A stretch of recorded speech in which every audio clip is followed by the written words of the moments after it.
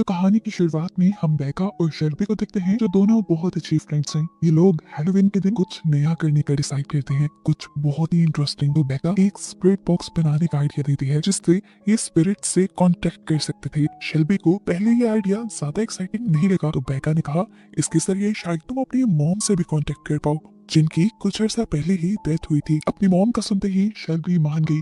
इन दोनों ने मिलकर एक स्पिरिट बॉक्स बनाया, जो दिखने में ऑइजा बोर्ड जैसा ही था। इसके बाद इन्होंने उसे खेलना स्टार्ट किया। दोनों ही ज्यादा सीरियस नहीं थे। शेल्बी ने पहला सवाल किया, क्या यहाँ पे हमारे एड के कोई स्पिरिट है? ये सवाल करते ही एकदम से उनका पॉइंटर यस पे मूव हो गया और बीका की हालत बुरी हो गई। शेल्बी ने अब स्पिरिट से स्पिरिट का नाम पूछा और पॉइंटर पे EMILY पे मूव हुआ, यानी ये एमिली की स्पिरिट थी। एमिली को ये जानते थे, वो इनकी क्लास फेलो थी जिसने सुसाइड कर ली थी।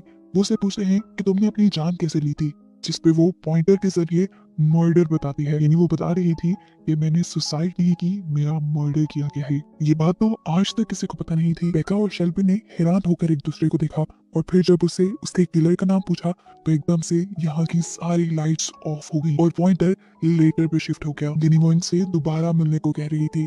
ये लोग अब उसकी डेथ के बारे में रिसर्च करते हैं और इन्हें पता चलता है कि एमिली कार लेकर खुद एक लेक के अंदर डूब गई थी। बेका एमिली को थोड़ा बहुत जानती भी थी, क्योंकि एमिली उसी की चीयर लीडिंग स्क्वाड में थी। अभी ये दोनों एमिली के बारे में बातें ही कर रहे थे कि इतने में ही शेल्बी के डैड, जो कि एक पुलिस ऑफिसर हैं, वो घर आ गए। उन्होंने शेल्बी को अपनी स्विमिंग ट्रेनिंग के लिए जाने को कहा, क्योंकि थोड़ी ही दिन बाद शेल्बी का स्विमिंग कंपटीशन आने वाला था। अब जब वो स्विमिंग कर रही थी अकेले, तो उसे ऐसे फील हुआ जैसे उसके स्विमिंग पूल में कोई और भी हो, और ये बहुत ज्यादा डरा देने वाला सीन था। बाहर निकलकर उसने अपनी ये फीलिंग बेका से भी शेयर की, तो बेका ने भी उसे बताया कि मेरे साथ भी कुछ बहुत अजीब हो रहा है। मेरे फोन पे कुछ मैसेजेस आए हैं जिसमें सिर्फ लेटर ही लिखा है। इनकी इन्हीं बातों के दौरान इनके पास मिस्टर ड्रेक आ जाते हैं, जो शेल्बी के स्विमिंग कोच हैं। बेका का ड्रेक का शेल्बी के पास आना बिल्कुल पसंद नहीं था, क्योंकि बेका ड्रेक की नीयत जानती थी, वो कोई अच्छा इंसान नहीं था। इसीलिए वो शेल्बी को भी वार्न करती है, पर शेल्बी बेका की बातों पर ज्यादा ध्यान नहीं देती। फिर ये लोग दोबारा एमिली के बारे में बात करने लग जाते हैं। इनके जहन में यही सवाल चल रहा था कि आखिर एमिली इनसे चाहती क्या है। शेल्बी को लग रहा था कि एमिली उनके जरिए इंसाफ पाना चाहती है, जबकि बेका को लग रहा था कि एमिली को अपना बदला चाहिए। अब असल मामला क्या था, ये एमिली को भी पता था। इसीलिए इन्होंने डिसाइड किया कि ये लोग दोबारा एमिली से बात करेंगे, और एमिली से बात करने के लिए ये लोग वहीं पर रात को गए जहाँ पर एमिली की ग्रेव बनाई गई थी। एमिली की ग्रेव को उसी लेक के पास बनाया गया था जहाँ पर एमिली की मौत हुई थी। जाते हुए शेल्बी ने बेका को बताया कि जब एमिली की बॉडी को निकाला गया था तो डैड वहीं पर थे, और डैड ने देखा था कि एमिली की बॉडी की हालत बहुत बुरी थी। उसकी आंखों को किसी ने खा लिया था, और मरने से पहले भी उसने काफी लोगों को ये मैसेज किए थे कि मैं अपनी जान ले रही हूँ। लेकिन बेका कहती है, क्या पता ये मैसेजेस उसने मर्डर नहीं किए हों, उसको नदी में फेंकने से पहले। अब ये लोग काम स्टार्ट करते हैं और शेल्बी पहले हाथ धोने के लिए लेक के पास चली जाती है, जहाँ से अचानक एक हाथ निकलकर शेल्बी का हाथ पकड़ लेता है। शेल्बी की जान निकल जाती है, वो अपना हाथ छुड़ाकर चीख मारते हुए वहां से भागती है, और बेका भी उसके साथ चली जाती है। ये लोग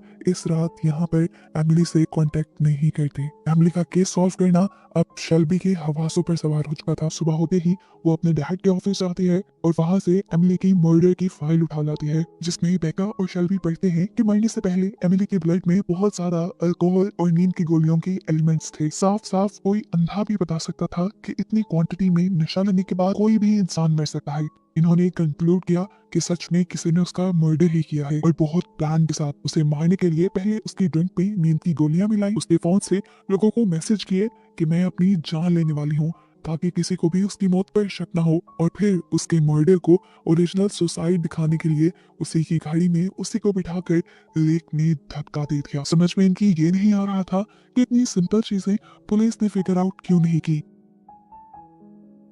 इनकी बातों को यहाँ इनके स्विमिंग कोच ड्रेक ने इंटरप्ट किया, जिसके जाने के बाद बेका ने शेल्बी को बताया कि उन दिनों एक क्रिश्चियन नाम का लड़का उसे तंग करता था, क्या पता वही कातिल हो। ये सारी बातें करने के बाद शेल्बी घर आ गई। घर आकर उसने देखा कि आज उसके डैड भी जल्दी आ गए थे, क्योंकि उन्हें किसी से मिलने जाना था। वो जब फ्रेश होने के लिए अपने रूम में गए तो शेल्बी ने उनकी कोट से उनकी पुलिस कार की चाबी निकाली। और उनकी कार के सिस्टम के जरिए क्रिश्चियन के घर का पता लगा लिया। वो क्रिश्चियन का पीछा करना चाहती थी, सारे मामलात का पता चलाना चाहती थी, पर कोई था जो नहीं चाहता था कि शेल्बी ऐसा करे, क्योंकि जब वो आज अपने स्विमिंग कोर्ट गई तो कोई मास्क पहना आदमी उसके पीछे पड़ गया। ऐसा लग रहा था कि वो उसे नुकसान पहुंचाना चाहता है, इसीलिए वो भाग कर डरते हुए वॉशरूम में जाकर छुप जाती है। घबराई हुई वो बोल भी नहीं पा रही थी और वो आदमी एक नोट वॉशरूम के नीचे छूट गया जिसमें लिखा था, मुर्दों को तंग नहीं करो। आज के हादसे से वो इतना डर गई कि उसने जाते ही ये पूरा हादसा अपने डैड को बता दिया और वो नोट भी दिखाया जिसमें लिखा था कि मुर्दों को तंग मत करो। उसके डैड उससे सवाल करते हैं, कौन हो सकता है जो तुम्हें इस तरह डरा रहा हो? शेल्बी ने कह दिया, मुझे लगता है कि ये सारा काम क्रिश्चियन का है। शेल्बी के डैड फौरन ही क्रिश्चियन के पास जाते हैं और उससे पूछताछ करते हैं,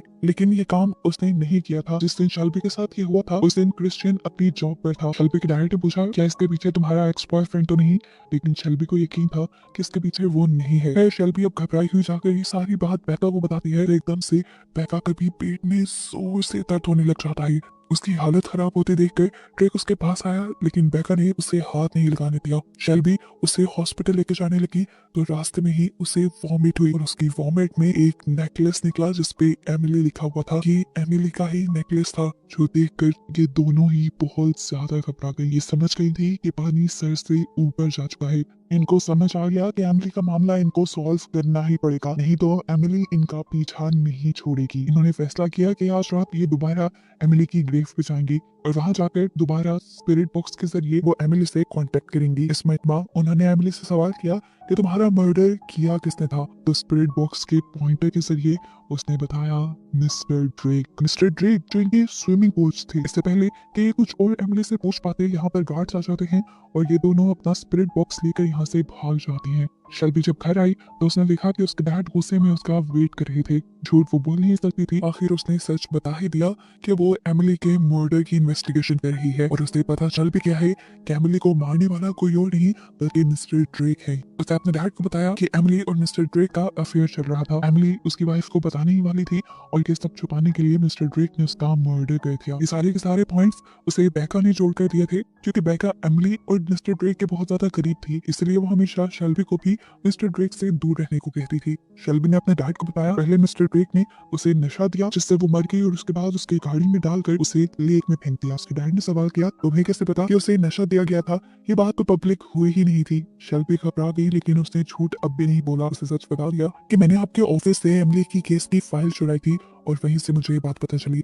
ये सुनकर उसके डैड और भी ज्यादा भड़क गए, क्योंकि ये करने से उनकी जॉब भी जा सकती थी और एमिली ने उनकी जॉब को खतरे में डाल दिया था। शेल्बी की इस हरकत की वजह से वो सजा के तौर पर शेल्बी के ऊपर बहुत सारी रिस्ट्रिक्शंस लगा देते हैं। उसका फोन यूज करना बंद कर देते हैं, इंटरनेट यूज करना बंद कर देते हैं। उसे सिर्फ अब परमिशन थी तो स्कूल जाने की और स्विमिंग करने की। अगले दिन जब वो स्विमिंग करने गई तो उसने पूल में देखा कि एक लॉकेट डूब रहा था और उसे लेने के लिए जब वो नीचे गई तो अचानक से एक हाथ निकला जिससे डर कर वो स्विमिंग पूल से बाहर निकल आई। कुछ देर बाद जब वो बीका से मिली तो उसने देखा कि बीका के भी पाँव पे चोट लगी हुई थी और इस चोट के बारे में बीका ने बताया कि उसे आज पूल में किसी ने नीचे खींच लिया था। इन दोनों के साथ ये आज सेम हादसे हुए थे तकरीबन, तो इन्हें लगने लगा कि ये एमिली की स्पिरिट ही है जो इन दोनों को तंग कर रही है। इन्हें जल्द ही एमिली का काम पूरा कर देना चाहिए, नहीं तो एमिली इन्हें नुकसान पहुंचाती थी। इनकी इन्हीं बातों के दौरान दोबारा मिस्टर ड्रेक इनके पास आ गए, जिन्हें बेका देखना भी नहीं चाहती थी। वो जानती थी कि जो सब हो रहा है उसके जिम्मेदार मिस्टर ड्रेक हैं, इसलिए वो उनके जाने के बाद शेल्बी से कह रही है, तुम अपने डैड से मदद मांगो ना। लेकिन शेल्बी ने बताया कि उसके डैड कोई हेल्प नहीं करेंगे, उन्हें जो कुछ भी करना होगा खुद ही करना होगा। शेल्बी कहती है कि हमें मिस्टर ड्रेक को किलर साबित करने के लिए सबूत भी चाहिए, लेकिन वो कहाँ से इकट्ठे होंगे? तब बेका ने उसे मिस्टर ड्रेक के घर की चाबी दिखाई और उसे बताया कि मिस्टर ड्रेक के घर से हम वो सबूत इकट्ठे करेंगे। शेल्बी ने पूछा, तुम्हारे पास ये चाबी कहाँ से आई? तो बेका ने बताया, ड्रेक और उसकी वाइफ दोनों काम पर चले जाते हैं, जिसके बाद उनकी मेट उनका काम करने के बाद उनकी चाबी मैट के नीचे रख जाती है। बस वहीं से मैंने चाबी का प्रिंट लिया और उसकी डुप्लीकेट बनवा ली। ये लोग अब एक प्लान बनाते हुए मिस्टर ड्रेक के घर चले जाते हैं। प्लान के मुताबिक शेल्बी को घर के अंदर जाकर सबूत ढूंढने थे, जबकि बेका को बाहर रुकना था उसे बैकअप देने के लिए। बेका ने उसे एक टीजर भी दिया था कि अगर मिस्टर ड्रेक उसके घर पे आ जाए और उसे कोई नुकसान पहुंचाने की कोशिश करे तो इस टीजर से वो अपनी जान बचा ले। खैर शेल्बी घर के अंदर आ जाती है और अंदर जाते ही मोबाइल के नेटवर्क्स खत्म हो जाते हैं। उसका बेका से कनेक्शन टूट जाता है और यहाँ चीजें देखते हुए वो डर जाती है। वो मास्क उसे मिस्टर ड्रेक के घर पे मिल गया था, जिस मास्क को पहने आदमी ने उसे धमकी दी थी। इस चीज से वो डर गई और अब उसे लगा लगातार ये भी डर लग रहा था कि अगर मिस्टर ड्रेक यहाँ आ गए तो क्या पता वो उसे भी कत्ल न करते। खैर अब वो यहाँ पे सबूत ढूंढने लग जाती है। वो बेड के नीचे देखती है तो वहाँ एक डॉल पड़ी थी जिसकी आंखें नहीं थी, और ये देखकर वो डर गई। इसके बाद शेल्बी ने घर के ड्रॉ चेक किए जहाँ पर उसे स्लीपिंग पिल्स भी मिल गई, जिन्हें देखकर जरूर उसने एमिली को मारा होगा। सबूत लेने के बाद शेल्बी को यहाँ से बस जाना था, लेकिन अब देर हो चुकी थी। ड्रेक घर पे आ चुका था और बीका उसे ये बात बता भी नहीं पाई क्योंकि घर के अंदर सिग्नल्स नहीं आ रहे थे। घर में खटपट की आवाज सुनते ही शेल्बी छुप गई और ड्रेक को भी पता चल गया कि कोई उसके घर में घुस आया है। वो अब इलेक्ट्रिक नाइफ लेकर उस घुसपैठियों को ढूंढ रहा था जो चुपके से उसके घर पे आया था। शायद ड्रेक उसे देखना पाता, लेकिन तभी बेका का फोन आ गया। उसका फोन बजने की वजह से ड्रेक ने उसे देख लिया। ड्रेक को देखते ही वो पहले तो घबरा गई और फिर उसने अपने आप पे कंट्रोल बनाया। वो ये सिचुएशन कंट्रोल करना चाहती थी, इसीलिए वो ड्रेक के करीब आ गई। वो उसे अपनी बातों में उलझाने लगी और बताने लगी कि मिस्टर ड्रेक, मैं आपको बहुत पसंद करती हूँ, मैं बस आपसे अकेले में मिलना चाहती थी, इसीलिए ये सब किया। ड्रेक भी उसकी बातें सुनकर उसके झांसे में फंस गया और अब उसके करीब आने लगा।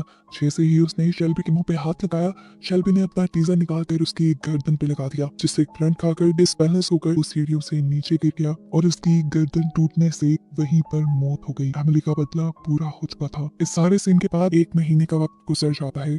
हम देखते हैं कि शेल्बी दोबारा एमिली की ग्रेव पे आई है, लेकिन इस मर्तबा वो आके क्या देखती है कि ये ग्रेव तो एमिली की थी ही नहीं। इसके ऊपर एमिली का नकली बोर्ड रखा हुआ था और ग्रेव ही किसी और की थी। कंफ्यूज होकर उसने जल्दी से बेका को कॉल की तो बेका ने बताया, हाँ, एमिली की ग्रेव कैसे हो सकती है, एमिली की बॉडी को तो जला दिया गया था। ये सुनकर शेल्बी को शौक लगा। बेका को अगर ये बात पहले से पता थी तो उसने ये बात शेल्बी को क्यों नहीं बताई। हाँ, वो शेल्बी को एक शॉकिंग हकीकत और कहानी में ट्विस्ट ये बताती है कि ये सारा कुछ उसी का प्लान किया गया था। एमिली को भी मिस्टर ड्रेक ने नहीं मारा था, बल्कि बेका ने खुद मारा था। और क्यों, ये भी अभी बताती है वो। असल में बेका और मिस्टर ड्रेक का अफेयर था। वो मिस्टर ड्रेक को बहुत ज्यादा पसंद करती थी, लेकिन फिर वक्त के साथ मिस्टर ड्रेक का ध्यान एमिली की तरफ हो गया।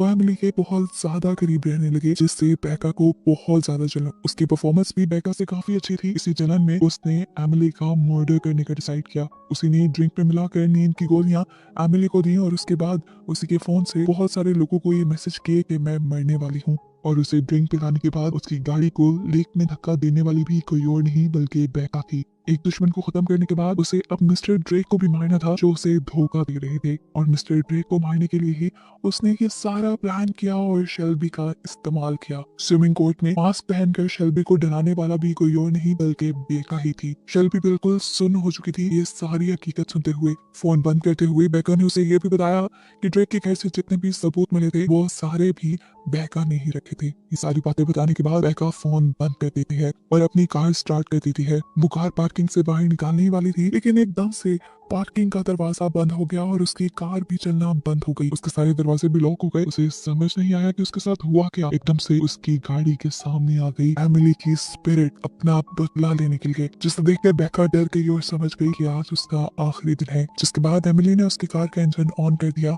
जिसके धुएं में घुट कर यहाँ पर बेका मारी गई। और ये कहानी इसी के साथ यहाँ खत्म हो गई।